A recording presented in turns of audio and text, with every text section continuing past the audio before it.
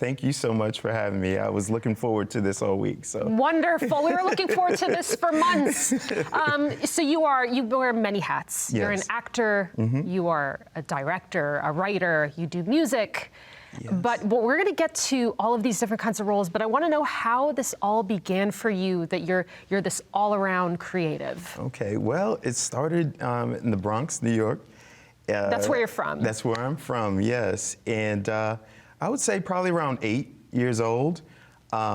Interesting anecdote, when I was 8 years old, I wrote a poem on racial harmony, and it won citywide, and I got a big trophy and all that. I got to meet the mayor. Amazing. And that was like the beginning. I was like, wow, to use, my creativity to sort of help people and then to get sort of rewarded, it was like the icing on the cake. So that's where it all began. Now, I want to talk about something recently that you've been doing, that you played this character named Max Axel on the show. It's called A Good Cop, right? A Good Cop, yeah. And it's on NTD. NTD. NTD. Can you tell us what this show is about and who your character is? The show is about, the current times with, civil unrest, concepts like defund the police, Black Lives Matter, and drugs, fentanyl-laced drugs, which is killing people. Killing people in the United States primarily. Yes. Yeah. It's kind of mixed in with drugs.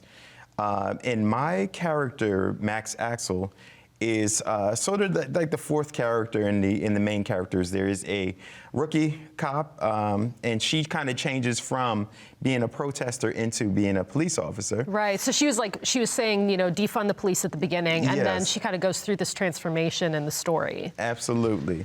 Yeah. And where does your character come in with that? So my character kind of interacts with Jalen, who is a main character. He's my partner.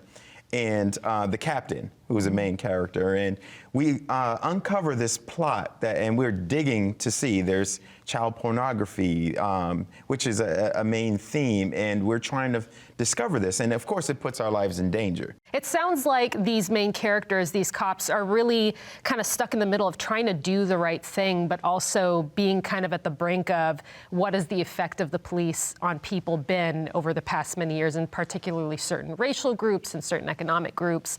So this kind of makes me think about TV and storytelling, Yes. television and storytelling. What do you think is the role of the actor or actress in the storytelling aspect of a television show? I think the actor's job is to really take that character and build as much of a dimension as one can from that character.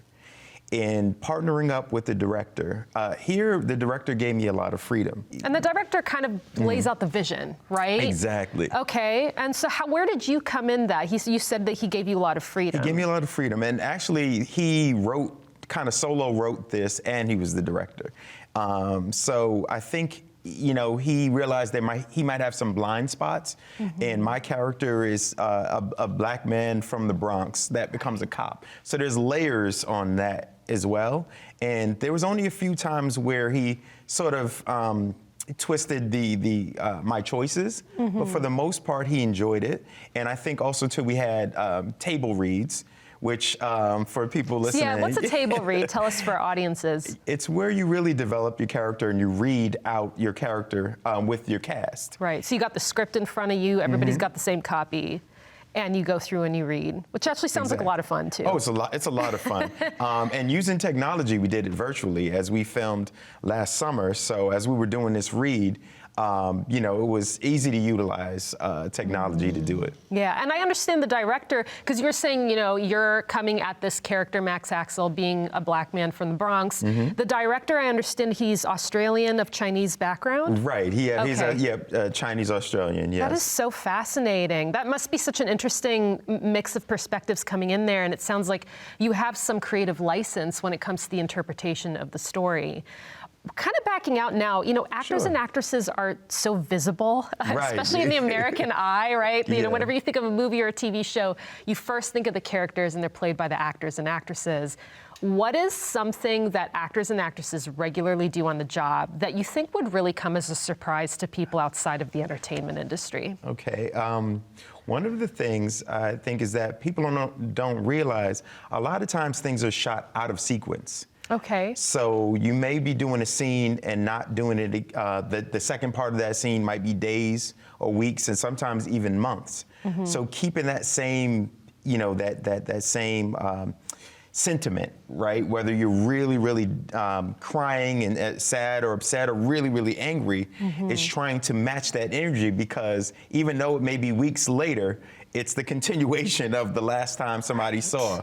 It's like you have to put yourself in the frame of mind of the character, like all of a sudden like that. And, Right. Sometimes things change at the last minute too on a production. It's like, never mind, we're not doing that scene, we're doing it. Exactly. Yeah, I'm sure that kind of keeps you on your toes quite a bit, right? Yeah.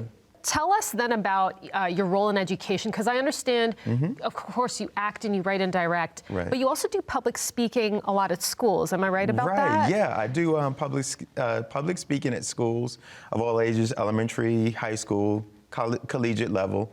And I hinge my talks usually on hip hop and hip hop history. But to me, all roads begin and end with hip hop. And there are meanings, and there's so many directions I go within that talk.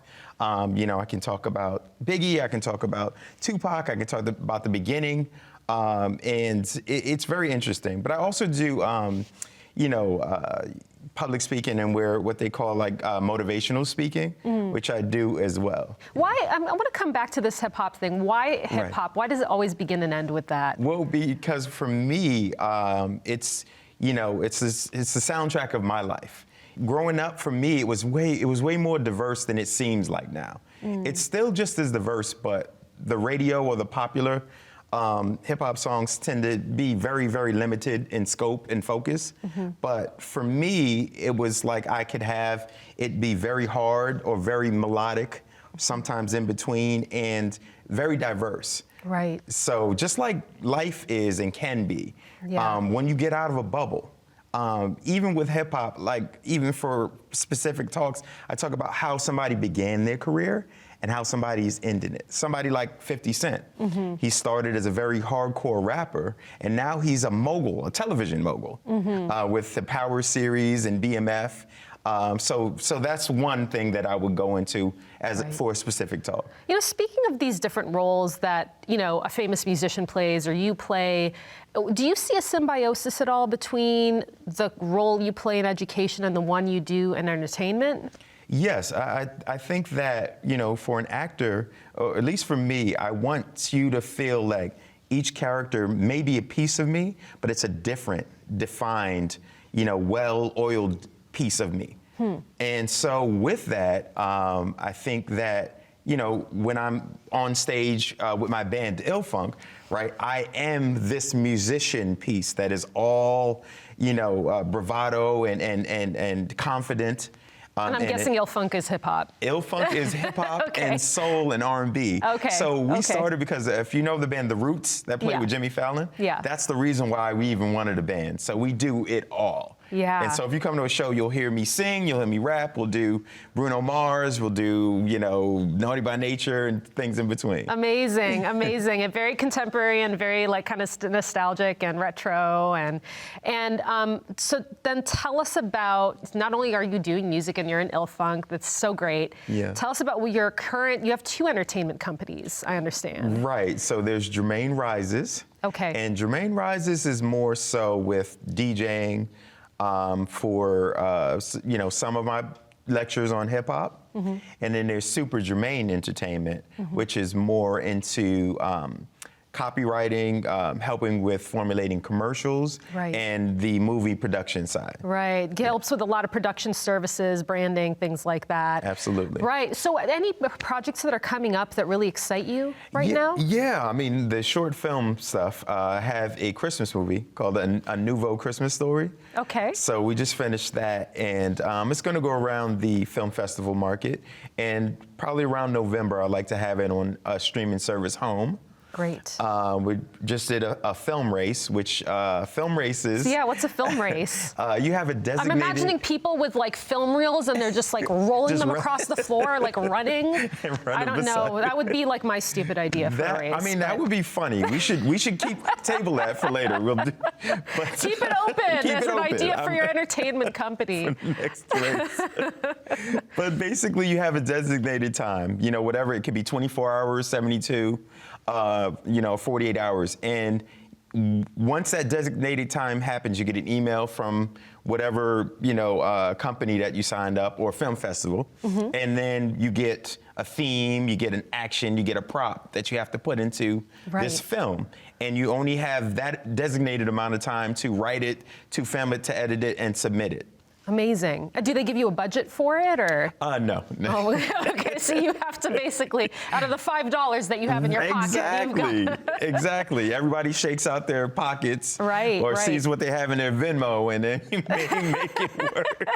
But it also sounds like such a great learning experience. You learn how to be kind of scrappy, that you have to use the resources you have to get something done very quickly, even if it's not perfect, I'd imagine. Absolutely. I would say in those times, it's even more important to have a cast with a good temperament rather than the talent per se, because it's very high pressure. Well, Jermaine, it was such a pleasure having you on the show. Thank you so much for coming in. I appreciate it.